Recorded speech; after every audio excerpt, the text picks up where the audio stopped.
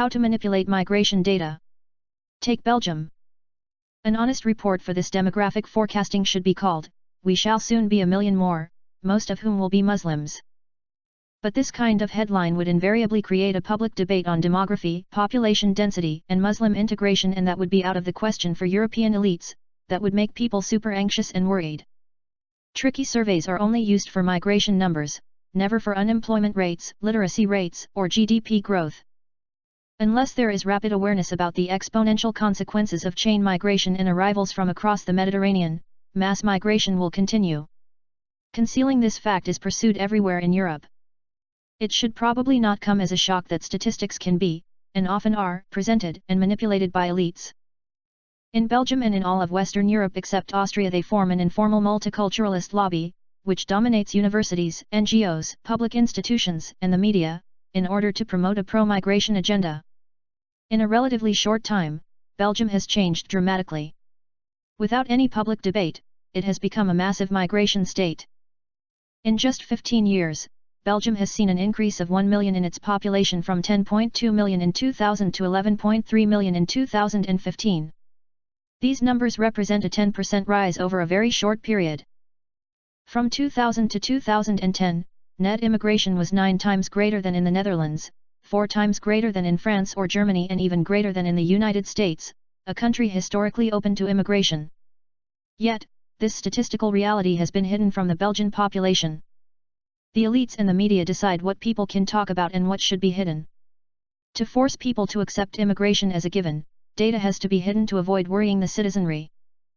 This is no grand conspiracy, no Big Brother masterpiece, but at best an honest enthusiasm for the multiculturalist ideology, or at worst the strong defensive mechanisms of Freudian psychology such as sublimation, denial, or repression. Information on flow but not on stock. Migration statistics are presented as annual flow. If this number goes down compared to the preceding year, it will be greatly emphasized, otherwise, it will be downplayed.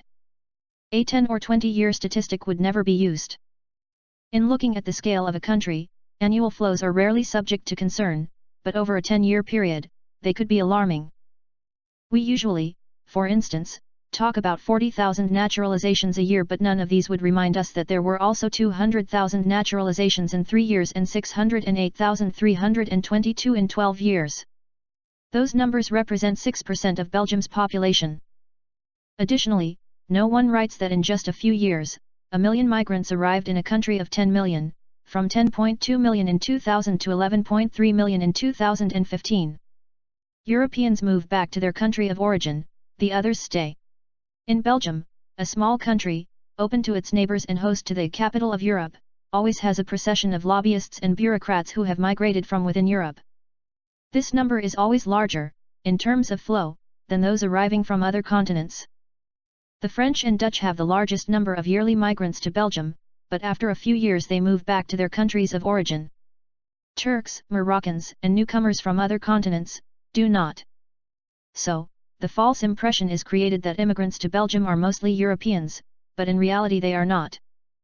This incorrect statement is always reassuring and heavily emphasized, but there is never an analysis conducted over a period of 10 or 20 years. Also, a large number of European expatriates, according to emigration records, move back to their home countries. Moroccans, Algerians, Turks, and citizens of many other countries, apart from Americans, usually stay in Belgium forever. Demographic forecasts are not linked to migration. With the help of official forecasts, the media regularly note that the Belgian population is growing, and that this increase will continue. However, no one seems to be linking this rise in population to migration, even if, since 2000, that has been the driving factor. During the coming decades, the Belgian state, already one of the most densely populated countries in Europe, will again acquire 1 or 2 million more inhabitants, and will be confronted with numerous issues linked to this density, such as housing, education, healthcare, transportation, the environment, and so on. This projected increase in population is never emphasized or presented in relation to the number of Muslims in Belgium, which is expected to double, to 1,250,000, meaning 11.1% of the population, or even triple, to 2,580,000, meaning 18.2% of the population, before 2050, according to the Pew Forum on Religious and Public Life. An honest report for this demographic forecasting should be, we shall soon be a million more, most of whom will be Muslims. But this kind of title in the press would invariably create a public debate on demographics, population density, and Muslim integration, and that would be out of the question for European elites, that would make people super anxious and worried. Choice of words, and concealment of problems. The population increase continues in Brussels at an average of 1% per year. It is always characterized, though, as a demographic boom and never as a migration boom. Yet, migration and the higher birth rates of women coming from abroad are equivalent to this increase and might well account for it. Social issues are prominent. For instance, 90% of the people claiming social welfare benefits in Brussels have a migrant background. There have been tensions in public services, such as the administration of migrants by the civil service, hospitals, and public transport, with the doubling of travelers in 15 years. More space is needed at schools. More than 40,000 additional pupils have been added to classrooms over 10 years.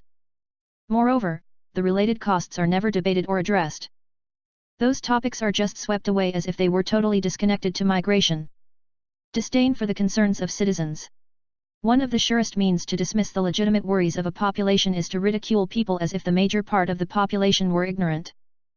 One can, for example, make use of a popular opinion poll asking, say, the number of Muslims in the country and then laugh at a popular exaggeration in the numbers. If Belgians, or Europeans, were just better informed or less stupid, the commentary on the poll results would say, people would stop worrying about migration, and everything would be shiny in the brave new world again. These kind of tricky surveys, however, are only used for migration numbers, never for unemployment rates, literacy rates, or GDP growth. No one is even trying to take into account this popular anxiety, even as it reveals intensifying societal unease. Spillover effect of family reunification.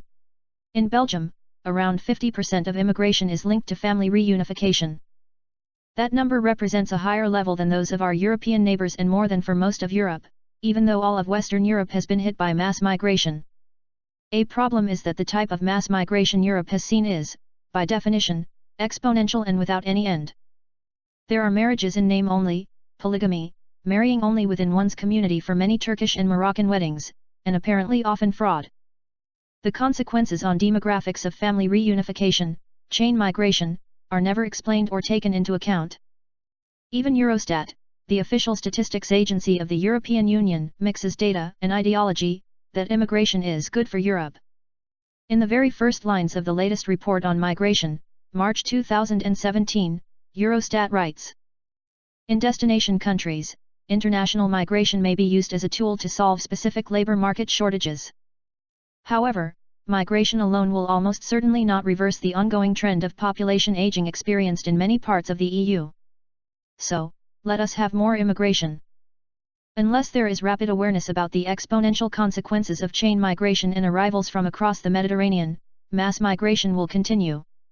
Concealing this fact is pursued everywhere in Europe.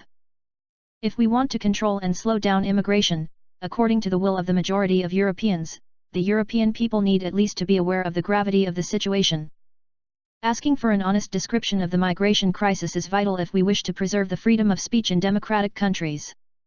If you like your news from one big ass sexy robot, then like and sub, then hit up my big fat bell.